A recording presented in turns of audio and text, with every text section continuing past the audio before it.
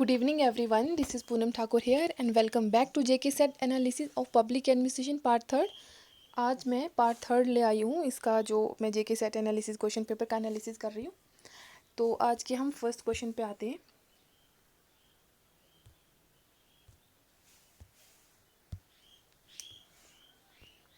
First question है हमारे पास, match the following.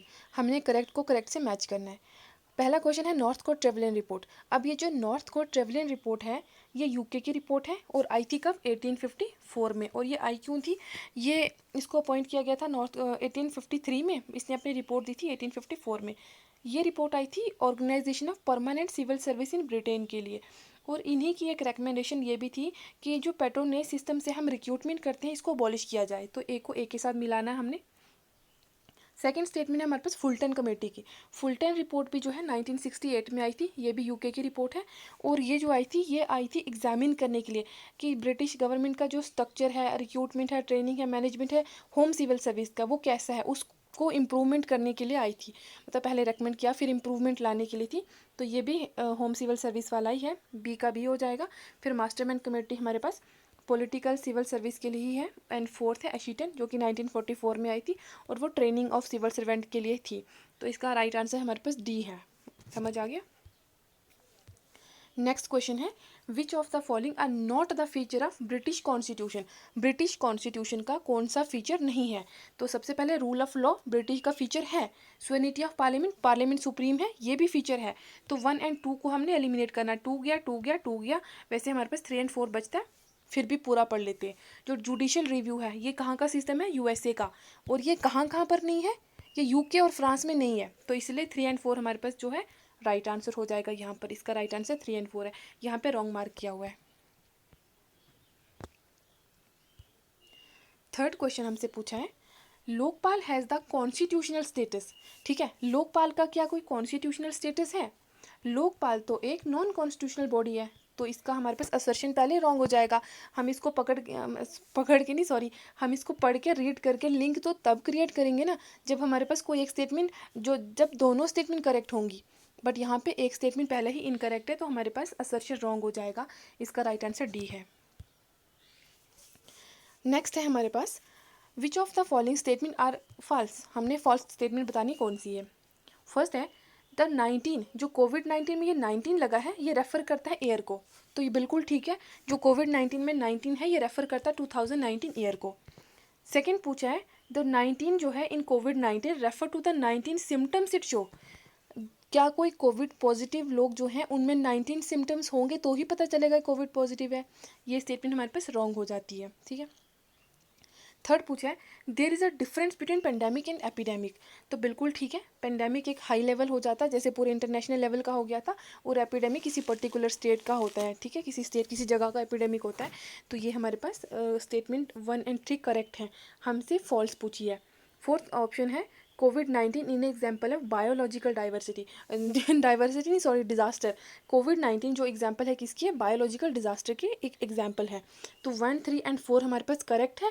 तो बचता है हमारे पास ओनली 2। तो only 2 is the right answer. ठीक है, मतलब फॉल्स हमारे पास ओनली एक ही स्टेटमेंट फॉल्स है, वो भी 2 वाली। तो इसका जो आंसर है वो भी 2 है। फिर नेक्स्ट क्वेश्चन है विच ऑफ द फॉलोइंग, इसका फोर्थ पार्ट गुम हो गया, एक सेकेंड में क्वेश्चन देख लेती हूँ पहले, ये ज़्यादा ही क्रॉप हो गया क्वेश्चन। हाँ, इसमें क्या क्वेश्चन है, which of the following statement is are true. तो ट्रू स्टेटमेंट कौन सी है।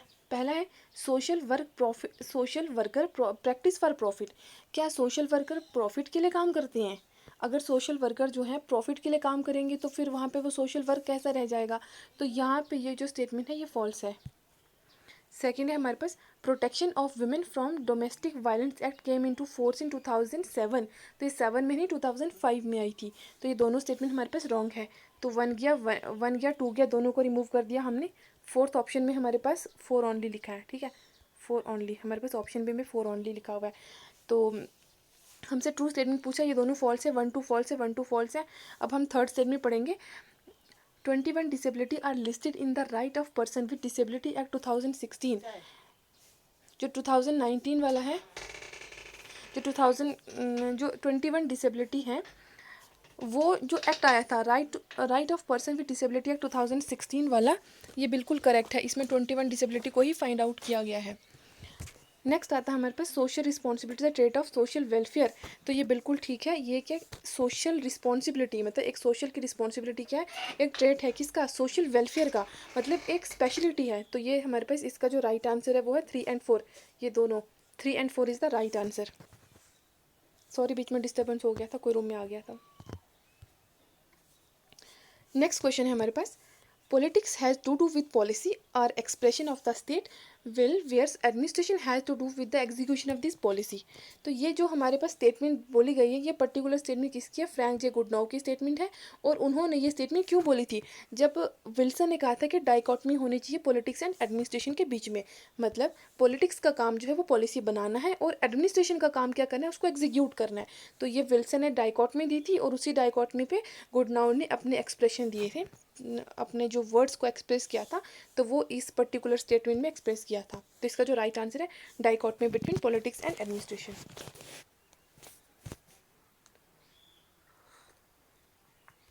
नेक्स्ट क्वेश्चन है हमारे पास, जो अर्गेरियस है, क्रिस अर्गेरियस जो है contribution of humanistic approach is substantial.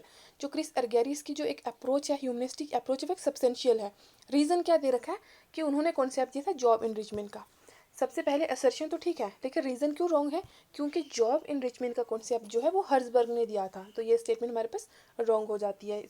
इसका आंसर क्या है, A is true, R is false. यहाँ पे रॉन्ग मार्क किया हुआ है। फिर आता है हमारे पास 56 question, which approach was given by Fredericks. Fredericks ने कौन सी अप्रोच को यूज़ किया था, रिक्स ने इकोलॉजिकल अप्रोच को यूज़ किया था। नेक्स्ट क्वेश्चन है, which of the following books Dwight Waldo wrote or edited. Waldo ने कौन कौन सी बुक लिखी है या एडिट की है। तो पहली बुक क्या है इनकी, the study of new public administration in Minnowbrook perspective. तो ये वाली पर्टिकुलर जो बुक है ना, वो फ्रैंक मेरिनी की बुक है। ठीक है, इससे इनका कोई लेना देना नहीं है वाल्डो का। तो ए स्टेटमेंट हमारे पास रॉन्ग हो जाती है, ए गया। तो यहीं से ऑप्शन हमारे पास बच भी जाता है, लेकिन पूरा पढ़ लेते हैं। सेकेंड है public administration in a time of turbulence. तो ये वर्ल्डो की बुक है। सेकेंड है ideas and issue in public administration a book of reading. ये दोनों एडिटेड बुक है, लेकिन है वर्ल्डो की। 2 एंड 3 बुक इन्हीं की है। फोर्थ वाली जो है री इन्वेंटिंग गवर्नमेंट, वो ऑसबर्न एंड टेड गेब्लियर की बुक है। तो ये वाली फोर्थ को भी एलिमिनेट करेंगे। तो मतलब हमारे पास राइट आंसर इसका सेकेंड, ये लास्ट वाला पार्ट है, डी पार्ट हमारे पास राइट आंसर है इसका। फिर क्वेश्चन आता है, ये भी ज़्यादा ही क्रॉप हो गया क्वेश्चन, इसको छोड़ देती हूँ, ज़्यादा क्रॉप हो गया। और क्वेश्चन नंबर भी पता नहीं क्या है, दिखेगा भी नहीं अब। वैसे इसका बता देती हूँ थोड़ा सा, एक ऊपर ऊपर से आइडिया जितना मुझे याद है। जो बुक है इंटाइटल री इन्वेंटिंग गवर्नमेंट, एनपीएम पे जो बुक आई थी, ये वाली स्टेटमेंट ठीक है। सेकंड स्टेटमेंट है, इसमें से करेक्ट स्टेटमेंट को फाइंड आउट करना, आपको पता होगा कि कौन सा क्वेश्चन है ये। फिर आता है हमारे पास जो बेसिक है एनपीएम का, वो है एफिशिएंसी, एफिकेसी एंड एवेल्युएशन। ये बिल्कुल गलत है, क्योंकि यहाँ पे इफेक्टिवनेस है। तो 2 को हटाया, 2 को हटाया, हाँ गया, ऑप्शन ही नहीं है। चलो छोड़ो, इसको देख लेना, ये ऐसा ही है। बाकी वाली स्टेटमेंट एनपीएम ने एम्फिसाइज किया था परफॉर्मेंस अप्रेजल पे, ये बिल्कुल करेक्ट है। फोर्थ है द बुक री इन्वेंटिंग गवर्नमेंट, जो ऑसबर्न एंड गैब्लियर की है, तो ये भी बिल्कुल करेक्ट है, इसमें कोई भी दो राही वाली बात नहीं है। हम तो इसमें हमसे पूछा भी करेक्ट गया था, मुझे क्वेश्चन मिल गया, इसमें हमसे करेक्ट पूछा गया था। और इसका जो करेक्ट आंसर है वो हमारे पास है 1, 3 एंड 4 ओनली। सी ऑप्शन इसका ठीक है। ठीक है, ये वाला सी 1, 3 एंड 4, क्योंकि फोर्थ वाला भी स्टेट नहीं सॉरी करेक्ट है। जो बुक है री इन्वेंटिंग गवर्नमेंट, किसने लिखी थी, डेविड ऑसबोर्न एंड टेड गैब्लियर ने लिखी थी, 1992 में लिखी थी। ये वाली भी करेक्ट है। एनपीएम ने एम्फिसाइज किया था परफॉर्मेंस अप्रेजल पे, ये भी करेक्ट है। और जो बुक है री इन्वेंटिंग गवर्नमेंट 1992 में, वो किसका बर्थ है, एनपीएम का, ये भी करेक्ट है। ये वाली स्टेटमेंट गलत है इसमें। ठीक है, उसका 1, 2, 3 आंसर है। नेक्स्ट क्वेश्चन है हमारे पास, which statement is or incorrect about France की जो हमारे पास ईएनए है, इकोल नेशनल द एडमिनिस्ट्रेशन जो है, उसके बारे में इनकरेक्ट बताना है। तो पहला जो है अगर इसको स्टार्टिंग से नहीं पढ़ना तो लास्ट से पढ़ते हैं। सबसे पहली बात, ये स्टैब्लिश हुआ था 1945 में, बिल्कुल करेक्ट है, तो हमने इनकरेक्ट बताना है, इसलिए 4 को इंक्लूड नहीं करना। फिफ्थ है थर्ड स्टेटमेंट है, it is replaced by institute national due service public, जो भी फ्रेंच का नाम है ये। इन शॉर्ट कहने का मतलब ये है, इसको पूरा ही पढ़ लेती हूँ। ये एक सेंट्रल रिक्रूटिंग एजेंसी है, ट्रेनिंग एजेंसी की, presently for senior officer in France. ऐसा कुछ नहीं है क्योंकि इसको सच में ये अबॉलिश कर दिया 2001 में, 21 में इसको अबॉलिश कर दिया। इसको अबॉलिश किया था 31 दिसंबर 2021 में, इसको अबॉलिश कर दिया था। तो अगर अबॉलिश कर दिया था तो फिर सीनियर के लिए कैसे रह जाएगा ये?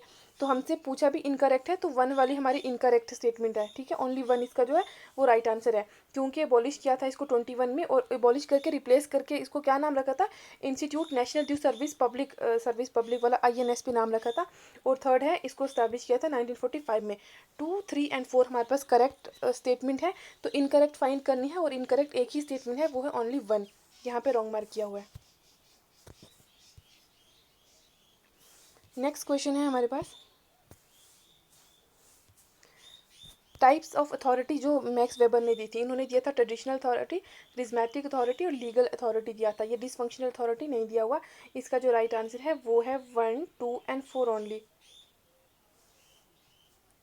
इसका डी ऑप्शन है वो भी ज़्यादा ही क्रॉप हो गया।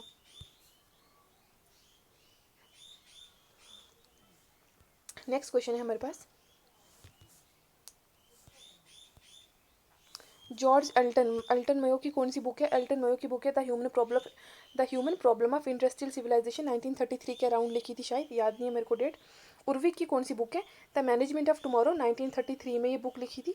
टेलर की बुक है शॉप मैनेजमेंट, 1895 में इनकी बुक आई थी ये। और रेंसिस लेकर की है द ह्यूमन ऑर्गेनाइजेशन। तो एल्टन मेयो को एक के साथ मिलाना है, बी को 3 के साथ मिलाना है, सी को 2 के साथ मिलाना है। तो ये हमारे पास इसका सी आंसर ऑप्शन ठीक है। नेक्स्ट है, under the constitution of India जो चीफ मिनिस्टर वो होल्ड करेंगे ऑफिस किसके लिए? Till the pleasure of the governor. और रीजन क्या दे रखा है? The chief minister is appointed by the governor. और ये स्टेटमेंट बिल्कुल ठीक है। इसके लिए आर्टिकल 164 पढ़ लेना, ये बिल्कुल स्टेटमेंट ठीक है। इसका राइट आंसर भी ए है। नेक्स्ट क्वेश्चन है, zero base budgeting was develop in UK. तो जीरो बेस बजटिंग जो है वो डेवलप कहाँ पे किया गया था? यूके में? जी बिल्कुल नहीं, ये USA में डेवलप किया गया था। इसलिए हमारे पास असर्शन पहले ही रॉन्ग हो जाता है। और बाकी जो जीरो बेस बजटिंग का काम ही है कि टोटल री एग्जामिन करना है, फ्रेश की मतलब जीरो लेवल से बिल्कुल स्टार्टिंग से स्टार्ट करना है। इसका जो इसमें इन्वॉल्व ही ऐसा होता है, इसलिए हमारे पास उसका राइट आंसर है वो डी ऑप्शन हो जाएगा। नेक्स्ट क्वेश्चन है, budget is prepared under the leadership and direction of the, इसमें जो असर्शन दे रखा है वो बोला है असर्शन में कि जो बजट है उसको प्रिपेयर किया जाता है under the leadership and direction of the ministry of finance की फाइनेंस मिनिस्टर की लीडरशिप और डायरेक्शन में बजट को प्रिपेयर किया जाता है। तो असर्शन ठीक है, लेकिन रीज़न क्या बोला है? The budget in India is presented on the last working day of the Feb.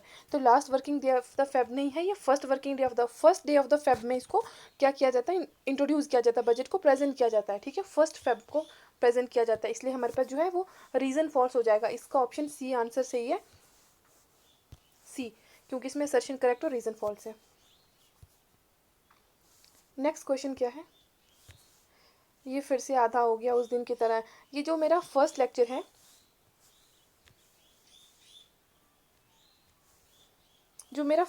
उसमें ये फोर्थ क्वेश्चन है। ये किसी ने ऑब्जर्व किया था इस क्वेश्चन को, मैंने आधा क्वेश्चन लाया हुआ था उस दिन भी, और आज भी आधा क्वेश्चन हो गया है।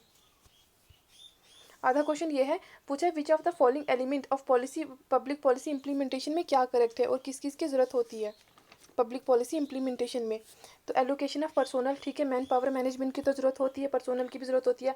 पॉलिसी इंप्लीमेंट नेटवर्क, एक नेटवर्क मतलब कि ग्राउंड लेवल पे जाकर काम करना, उनको सुपरवाइज़ करना, उसको सुपरवाइज़ को फिर से सुपरवाइज़ करना, वो कौन करेगा, वर्क अच्छे से हो रहा है या नहीं, तो एक प्रॉपर नेटवर्क की ज़रूरत होती है। फिर आता है इंस्टीट्यूशनल अरेंजमेंट, तो बिल्कुल होती है इंस्टीट्यूशनल अरेंजमेंट। ये इम्प्लीमेंटेशन की बात की गई है, ठीक है, किसकी बात की? इम्प्लीमेंटेशन की। तो इम्प्लीमेंटेशन में एवेल्युएशन का कोई काम नहीं है, और एवेल्युएशन तो एवेल्युएशन, लेकिन मेटा एवेल्युएशन पूछा यहाँ पर। मेटा एवेल्युएशन होता है जब हम एवेल्युएशन को ही फिर से एवेल्युएट करते हैं, ठीक है, बियॉन्ड एवेल्युएशन हो जाता है। तो ये कॉन्सेप्ट बिल्कुल गलत है। तो 1, 2 एंड 3 इसका राइट आंसर है।